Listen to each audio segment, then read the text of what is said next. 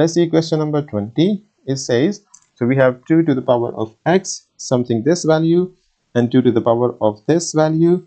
Given that x plus y is equals to 8, work out the value of n. Can we write it down 2 to the power of x as 2 to the power of n over, this is 2 cube root. Okay, how you write down cube root? As 2 to the power of 1/3. Okay, if you simplify this step, so 2 to the power of n divided by 2 to the power of 1/3, we can write it down as n minus 1/3. Okay, let's look at the y value.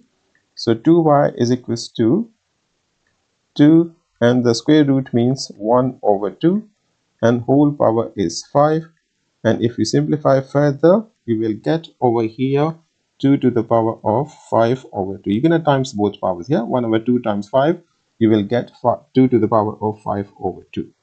So we are looking for x plus y is equals to y. If you write it down like this, so x is equals to n minus 1/3, and y is equals to 5/2. And in the question we have given x plus y is equals to 8.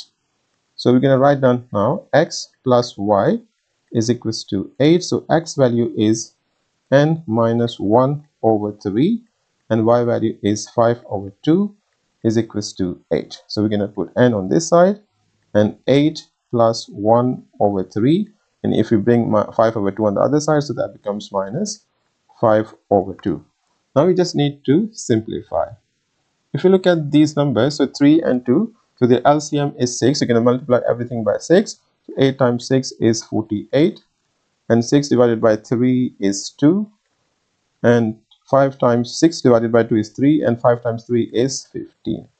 So 48 plus 2 is 50, minus 15 is 35, and the whole denominator is 6. Okay, because the LCM is 6, let's write down here as well. So LCM is 6 because we take the LCM. So 35 divided by 6, what we will get, 6 times 5 is 30, 5 remainder, and divisor is 6. So 5 whole and 5/6. So 5 whole and 5/6. So this says, question says, work out the value of n, and the value of n is 5 whole and 5/6. I hope you enjoyed this session, and I'll see you in the next few questions. If you have any questions, please don't forget to write in the comment section, and please subscribe and like my channel. Thank you. Have a good day.